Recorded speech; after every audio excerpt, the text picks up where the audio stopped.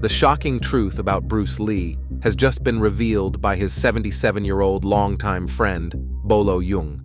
Before his premature death, he disclosed a hidden truth hidden behind the cameras. Bruce Lee, then Jean-Claude Van Damme, and then who? After Jean-Claude Van Damme, who is the next? Nobody. Why? Despite their on-screen rivalry, they shared a close bond, and Bolo Yeung has decided to finally speak out. 24 years. Why? No next. Where the next? Nobody. Why no? Providing the answers millions of fans have been seeking. Why is he suddenly coming forward with this explicit information about Bruce? Let us explore why the most powerful Hollywood producers fear Yeung's revelations. Iconic roles that made Bolo Yeung famous. This is Bloodsport, Double Impact, Enter the Dragon, huge star. And soon Double Impact too. Yeah, of course. Yeung's fascination with martial arts began in his youth. He was captivated by the discipline it demanded, a blend of physical rigor and mental strength. Although he initially dabbled in various martial arts styles, his first significant achievement came through bodybuilding. Yeung's passion in this field was extraordinary, the type rarely seen in others. His relentless pursuit of physical excellence earned him the title of Mr. Hong Kong, a title he proudly held for 10 years. This phase was crucial, laying the groundwork for what was to come. When Yeung transitioned to the film industry in the late 1960s, it was the perfect time. The Hong Kong film scene was flourishing and in need of fresh, charismatic talents who could draw in crowds. Yeung was just what the industry required. His first film roles, though small and sometimes without credit, were stepping stones. They were more than mere roles. They were learning experiences. Each part played a critical role in his development, allowing him to refine his acting skills and gain valuable knowledge about the industry. Yeung viewed these opportunities not just as jobs, but as a formative path that would shape his career. His background in bodybuilding proved advantageous in his acting career. On screen, his muscular physique and intense gaze made him a natural choice for villainous roles. Though some might consider being typecast as a villain limiting, Yeung used it to his advantage. He turned these opportunities into a showcase of his unique talents, leaving a lasting impression on the genre. Each role was a chance to display his skill and contribute to his growing reputation. Moreover, Yeung's impact goes beyond the characters he portrayed on screen. He became a symbol of the power and potential of dedicated effort, inspiring many who aspire to similar heights. His career illustrates the power of perseverance, vision, and the ability to use one's natural strengths to their fullest potential. Yeung's legacy in martial arts cinema is defined not only by the roles he embraced, but by the enduring influence he has on the genre. Bolo Yeung's path through the film industry appears both fortunate and meticulously crafted, starting with his notable role in The Heroic Ones. Under the direction of Chang Che, Yeung played a stern, unyielding warrior, capturing the attention of both the audience and influential industry insiders. His ability to stand out amidst a large cast caught the eye of key decision-makers, paving the way for further opportunities. Following this breakthrough, Yeung received roles emphasizing his impressive physical stature and martial arts skills. On each film set, his commitment was apparent, impressing all who worked with him. Over time, he refined his ability to express complex emotions with minimal spoken words, using only his body language, which became a defining feature of his acting style. As the 1970s began, Yeung's career was on an upward trajectory, gaining momentum with each role. Film directors and producers were drawn to his distinctive presence and unmistakable charisma, seeing in him the qualities necessary to captivate audiences. This burgeoning fame brought him closer to being universally recognized within the entertainment world, a status many actors strive for but seldom reach. It was a time when Hong Kong action films were gaining international popularity, and Yeung seized this chance to make his mark beyond his native shores. His compelling performances earned him a devoted following, particularly in Western countries, where his fan base grew enthusiastic and loyal. This period of success led to a fateful meeting with Bruce Lee, another titan of martial arts cinema. Their first encounter occurred during the filming of a commercial for Winston cigarettes, an unlikely venue for the forging of a significant professional relationship. However, it was here that Lee noticed Yeung's potential, recognizing traits in him that many others had missed. Their professional relationship was solidified with their collaboration on Enter the Dragon, a film that remains a highlight in both actors' careers. Yeung's rise to fame in the martial arts film sector can be seen as a sequence of fortunate events and strategic networking, rather than solely as a product of his acting skills. His initial standout performance in The Heroic Ones served not only as a launchpad, but also as a template for the type of roles he would continue to receive, those that relied heavily on his physical capabilities rather than a broad range of acting skills. Each subsequent role seemed to echo this formula, reinforcing his typecast as the powerful and physically imposing character. Despite these limitations, Yeung continued to capitalize on his distinctive traits, slowly crafting a public persona that was both intriguing and marketable. His path was not just about accepting roles that matched his physical attributes, but also about leveraging these opportunities to maintain and expand his presence in the industry. This approach, while effective, highlights a certain superficiality in how actors achieve fame, often valuing appearance over versatility or depth of performance. Just as his career took off, meeting a legendary martial artist would push him even higher into the spotlight. How Bruce Lee shaped Bolo Yeung's career. As Yeung navigated his career, his relationship with Bruce Lee also played a critical role. Lee's mentorship and the visibility from their joint projects propelled Yeung further into the spotlight, underscoring the importance of connections in achieving and sustaining success in the entertainment industry. Their partnership demonstrated how pivotal relationships could be, particularly in fields as competitive as action cinema. It becomes clear that his success was as much about the strategic use of his image and relationships as it was about his skill as an actor. His story is a compelling example of how external factors such as appearance, timing, and connections can shape a career, sometimes more so than the individual's talent alone. This perspective might seem cynical, but it offers a realistic look at the dynamics of stardom, especially in niche film genres like martial arts, where physical prowess often overshadows dramatic depth. The filming of Enter the Dragon represented a turning point for both Bruce Lee and Bolo Yeung, though for very different reasons. For Lee, this film was to be his last, as he would soon pass away unexpectedly, cementing his status as a martial arts legend. In contrast, for Yeung, this film marked the beginning of his international career. The movie's massive success allowed him to secure more roles and build a significant career in the film industry. In Enter the Dragon, Yeung played the role of the main villain's strong right-hand man. His fight scene with Lee is renowned for its precision and has been celebrated as one of the best choreographed battles in film history. This particular scene showcased a sharp contrast between Lee's quick, agile movements and Yeung's sheer strength and solid build. Lee, known for his perfectionism, was heavily involved in designing each fight sequence, ensuring that every move was not just visually striking, but also meaningful within the story's context. Yeung brought his experience from bodybuilding and martial arts to these sequences, enhancing the scenes with his understanding of complex physical movements. It might surprise many to learn that despite their intense on-screen rivalry, Lee and Yeung maintained a friendly relationship off-screen. This personal connection contributed significantly to the chemistry they displayed during their cinematic confrontations. On another note, Lee's rise to prominence was itself filled with noteworthy details.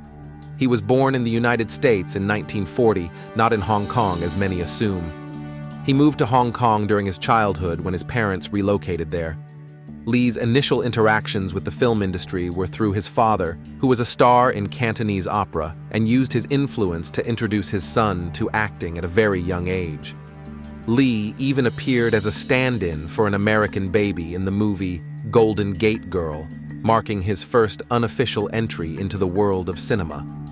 Contrasting sharply with Lee's early start in the acting world, Jung's route to film was less straightforward. Initially a bodybuilder, Jung only later transitioned into acting, making his mark internationally with Enter the Dragon. This significant break highlights the different paths each actor took to achieve fame. Lee's path was somewhat preordained by his family's involvement in the entertainment industry, providing him with early exposure and opportunities in acting. In contrast, Jung's foray into acting came after establishing himself in a completely different field. Reflecting on their time during and after Enter the Dragon, it's clear that while the film opened many doors for Jung, for Lee, it was his final, defining act. This duality of their outcomes, Jung's ascent to stardom and Lee's untimely demise, underscores the unpredictable nature of the film industry. A single project can simultaneously be a stepping stone for one actor and the pinnacle for another.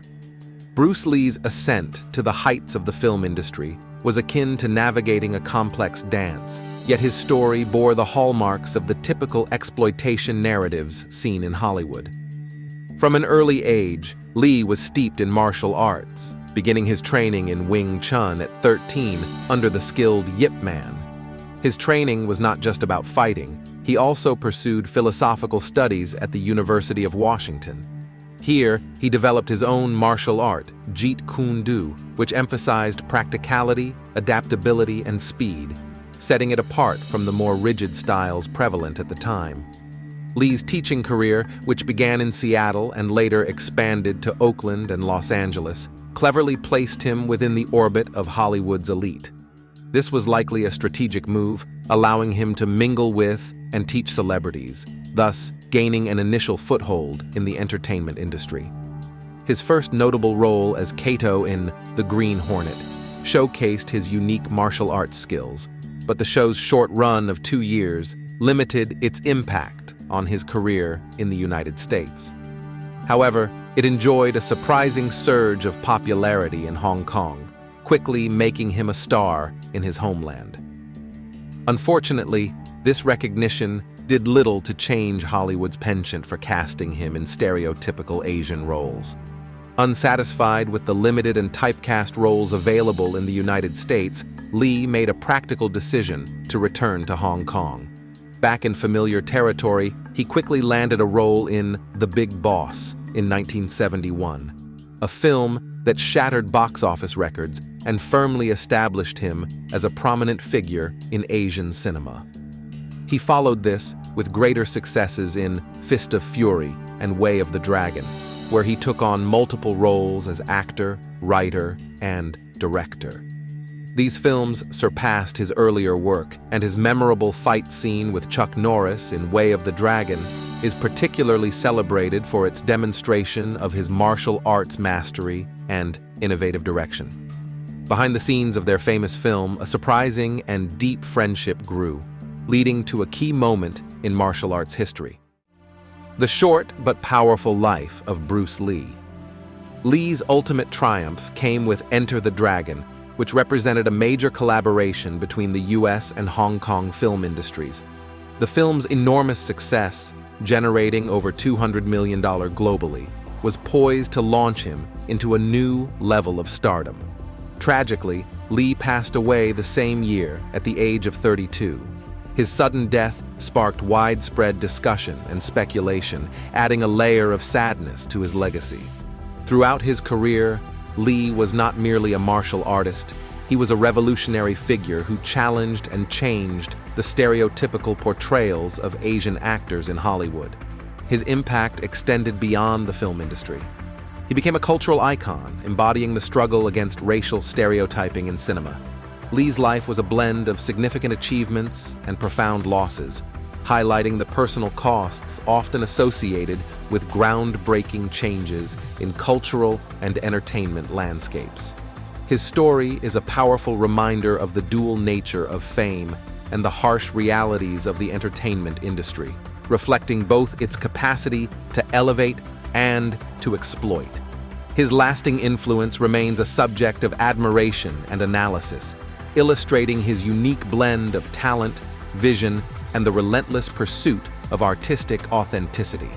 Bruce Lee's last day seemed ordinary as he went about his business in Hong Kong, discussing a potential role in his next film, The Game of Death. His morning was spent with his producer, a usual step in preparing for upcoming projects. Later, he visited the apartment of Betty Ting Pei, a known Taiwanese actress. Lee had been suffering from headaches and seizures recently, signs of trouble he could not ignore. At Betty's place, when his headache worsened, she offered him a pill to help with the pain. This pill, which contained a tranquilizer, was intended to bring relief. Lee, trusting the gesture, took the medication and decided to rest. What was meant to be a short nap turned into something much graver. As dinner time approached and Lee did not show up, Betty went to check on him. Finding him unresponsive, she panicked and called the producer for help. The producer arrived swiftly, but was unable to wake Lee. They then decided to call a doctor, who attempted revival techniques for about 10 minutes, but Lee remained unresponsive. In a rush, they transported him to Queen Elizabeth Hospital. Tragically, upon arrival, Lee was pronounced dead. His sudden death sent a shock across the world and deeply saddened millions of his fans who had admired him for his dynamic action films and martial arts prowess. The autopsy revealed that Lee died from acute cerebral edema, a severe condition where the brain swells rapidly. This swelling was caused by an adverse reaction to the combination of ingredients in the pill he took, exacerbated by the tranquilizer. The swelling of the brain is particularly dangerous because it compresses against the skull, squeezing vital brain structures and blood vessels. This pressure disrupts the normal flow of blood and reduces oxygen supply to the brain, which can cause irreversible damage and, as in Lee's case, death. Acute cerebral edema is a serious condition marked by rapid brain swelling. This swelling is often caused by a negative reaction to medications or a mix of ingredients, leading to a rise in pressure inside the skull. The increased pressure can squeeze important brain parts and blood vessels, disrupting normal blood flow and reducing oxygen to the brain, which may lead to permanent brain damage. There are many reasons why cerebral edema might happen. It can be due to head injuries, strokes, both blockage and bleeding types, brain tumors, infections like encephalitis and meningitis, and issues like diabetic ketoacidosis from metabolic disorders. High-altitude cerebral edema is another type, occurring at heights over 2.5 miles, causing severe neurological symptoms if not addressed quickly. The symptoms of cerebral edema can differ based on how severe it is and what caused it, but they usually include headaches, nausea, vomiting, problems seeing, and changes in mental state. In more severe instances, it might lead to seizures, unconsciousness, and even death. Early signs can be subtle, such as feeling sleepy, having trouble thinking, personality shifts, and memory issues. In very severe cases, sudden increases in blood pressure and trouble breathing might happen. To diagnose cerebral edema, doctors usually examine the patient's medical history, perform a neurological exam, and use brain imaging methods like CT scans and MRI. These techniques help determine the extent and cause of the swelling. Sometimes, a special device might be necessary to measure the pressure inside the skull directly. The treatment for cerebral edema focuses on reducing the swelling and addressing the root cause.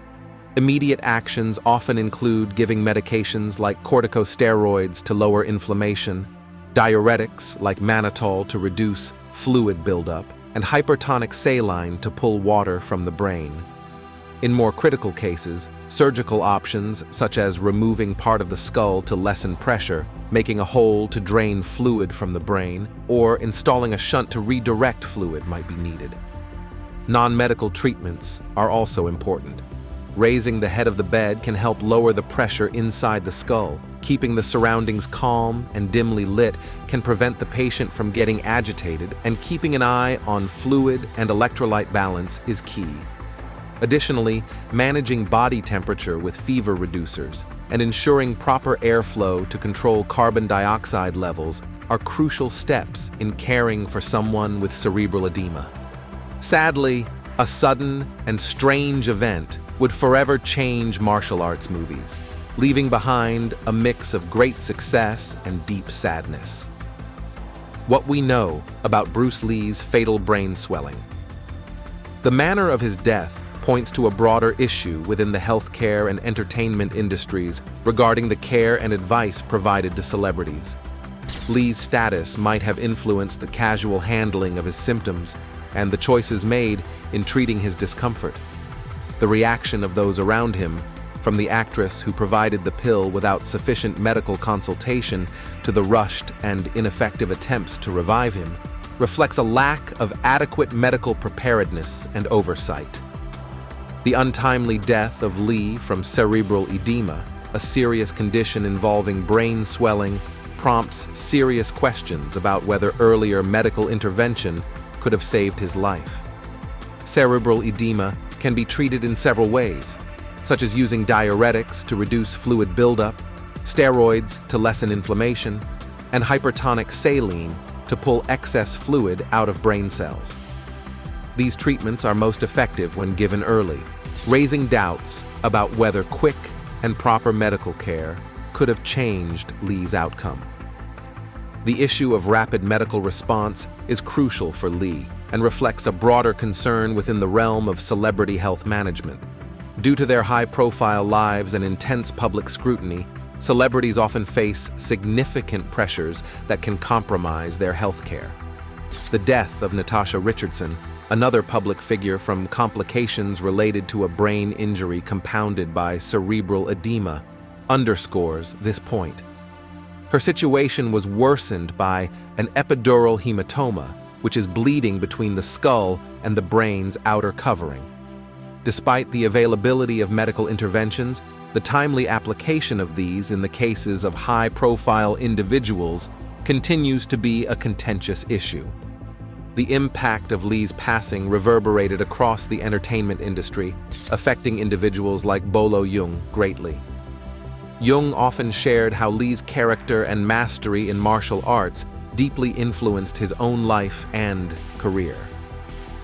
Lee was not just a film icon, but a mentor to Yeung during the making of Enter the Dragon, where Lee generously shared his expertise in Wing Chun, a martial art known for its focus on close combat and quick responses. Yeung learned valuable lessons about balance, timing, and precision, which he considered priceless, coming from a legend like Lee.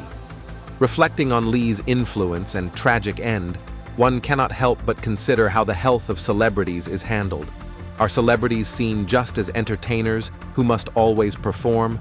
Or is there a genuine concern for their personal health that matches the seriousness of their public roles? The deaths of Lee and Richardson serve as potent reminders of the vulnerabilities that lie behind their public images. They bring to the forefront the need for a re-evaluation of how celebrity health issues are addressed, emphasizing the necessity for prompt and effective medical care that is often taken for granted in less high-pressure environments. During a typical filming day for Enter the Dragon, a bold movie extra challenged Bruce Lee, claiming that Lee's skills were overrated and he could prove it. Bolo Yeung recounts that Lee accepted this challenge calmly, and a fight ensued in a quiet corner of the studio. A crowd quickly gathered to watch. The extra aggressively moved towards Lee, but soon regretted it when Lee, with incredible speed, landed a punch on his head. The spectators, including the challenger, were shocked by how fast and accurate Lee was. Lee, however, did not celebrate his victory. Instead, he offered to help the extra improve his fighting technique. Yeung also talked about Lee's belief in the importance of diet for physical fitness. While many thought Li's physical abilities were due to intense training, Li himself credited his diet, which was rich in whole foods and lean proteins. He treated his body with great care, believing that what he ate directly affected his performance. Jung was influenced by Li's approach and followed a strict diet to maintain his strong physique, which became key to his identity in the martial arts film world after Li's passing. After Li's death, Jung became a prominent figure in the martial arts movie industry, known for his large and powerful body and authentic portrayals of martial arts.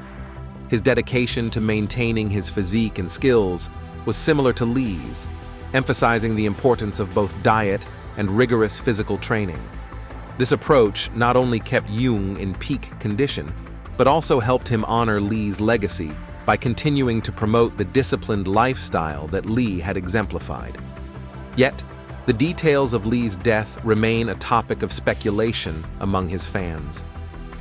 Official accounts state that he died from natural causes, but some fans believe otherwise. They suggest that Li's death was not accidental but rather orchestrated by external forces. One popular theory is that Li had conflicts with the Chinese mafia, known as the Triad. According to this theory, Li refused to pay protection money to the Triad, and in retaliation, they managed to disguise his murder as a natural death. These fans argue that Li's international fame and influence made him a target for such powerful groups. The Chinese Triad, a network of criminal organizations, has a history rooted in the 17th century. Originally, these groups formed as strange societies, such as the Hung Mun, with the goal of overthrowing the Qing dynasty and restoring the Ming dynasty.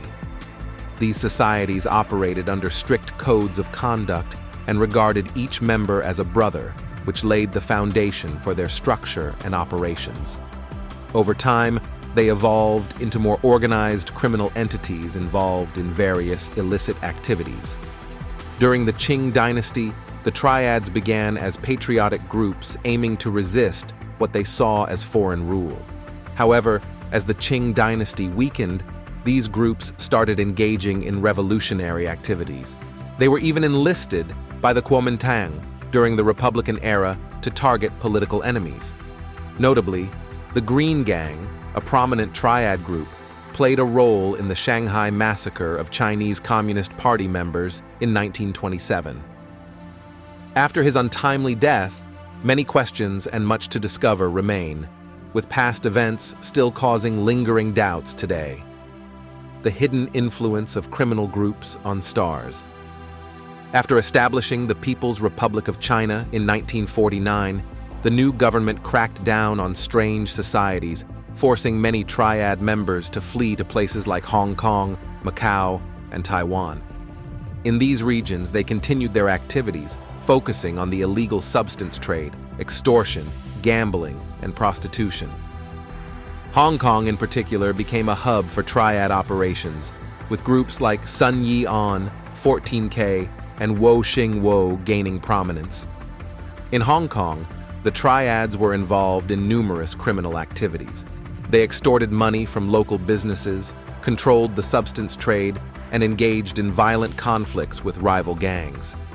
The Kowloon Walled City, for example, was a notorious stronghold for Triads until its demolition in the early 1990s. This area, largely lawless, provided a safe haven for these criminal groups. The British colonial government in Hong Kong adopted a hands-off approach towards the Kowloon Walled City, which allowed Triads to flourish. They thrived in an environment with little law enforcement interference, profiting substantially from various illegal enterprises. The 1960s saw an estimated 60 Triad gangs in Hong Kong, with about 1 in 6 people believed to be associated with these groups. Despite numerous crackdowns, the Triads adapted and continued their operations. They diversified their activities to include money laundering, fraud, and human trafficking. The Hong Kong police established the Organized Crime and Triad Bureau to combat these groups, but their influence persisted. Estimates suggest up to 100,000 triad members currently active in Hong Kong. Triad culture has also permeated popular media, with films, artwork, and video games often depicting their activities. This portrayal has immortalized the triads in the public imagination, further complicating efforts to curb their influence. The triads' ability to adapt and maintain their operations across different regions and under varying political climates underscores their resilience as criminal organizations. The triads' reach extends beyond Hong Kong. In places like Macau, they have been involved in the casino industry, using it as a front for money laundering and other illicit activities. Similarly, in Taiwan, they have engaged in similar criminal enterprises, taking advantage of the local environment to expand their influence. This theory persists, despite a lack of solid evidence, reflecting a deep mistrust in the official explanations provided by authorities. The speculation about Lee's death highlights a common theme in the stories of many public figures. When their deaths are sudden and unexpected, the public often searches for explanations that go beyond what is officially reported. This search for alternative explanations is fueled by a general suspicion of authority and a belief that the true causes of such tragic events are often hidden. Bruce Lee's sudden rise to international fame did not go unnoticed, and according to some theories, it attracted the attention of a criminal group that demanded a share of his movie profits. When Lee refused to give them any money, these theories suggest that he became a target for their criminal activities. Allegedly, this group had the ability to orchestrate complex schemes and could have tampered with Lee's medication, substituting his usual headache pills with something deadly. The idea that a criminal organization could carry out such a precise and covert operation, making a murder appear to be a medical accident, is not far-fetched, considering their reported capabilities and motives. Supporters of this theory point to various suspicious aspects of Lee's last day. They claim that the actress in whose apartment Lee spent his final hours was part of a larger plot against him. It is suggested that Betty, the actress, was used to create a vulnerable scenario where Lee could be easily poisoned. Her allegedly inconsistent and vague statements about the events leading up to Lee's death add suspicion to her involvement. Furthermore, the investigation into Lee's death was concluded unusually quickly, with authorities accepting an accidental death verdict without much scrutiny. According to those who believe in this theory, these circumstances suggest that there was a deliberate attempt to cover up the true cause of Lee's death, orchestrated by powerful people with the means to manipulate the situation. Adding to these concerns, there are claims that Lee had upset powerful figures in the film industry by starting his own production company rather than working under the bigger, established studios. It is believed that the film industry at the time was under the influence of the local mafia, who demanded a cut from everyone. Lee and several of his peers were reportedly pressured by this mafia. By eliminating Lee, the criminal group could have been warning others in the industry not to defy them. Theories also suggest that the violence directed at Lee was not an isolated incident, but part of a broader campaign to intimidate his family. This line of thought is extended to Lee's son, Brandon, whose own strange death years later is seen by some as part of the same pattern of targeted aggression. This continued tragedy is used to argue that there was a concerted effort to exert control and instill fear among celebrities, ensuring that no one would challenge the mafia's authority within the entertainment industry. While speculative and lacking concrete proof, these theories reflect a deep-seated skepticism about the official accounts provided by authorities. They feed into a broader narrative of distrust and suspicion that often surrounds unexpected celebrity deaths. Such skepticism is rooted in believing that the entertainment industry and its overlords can orchestrate significant cover-ups to protect their interests.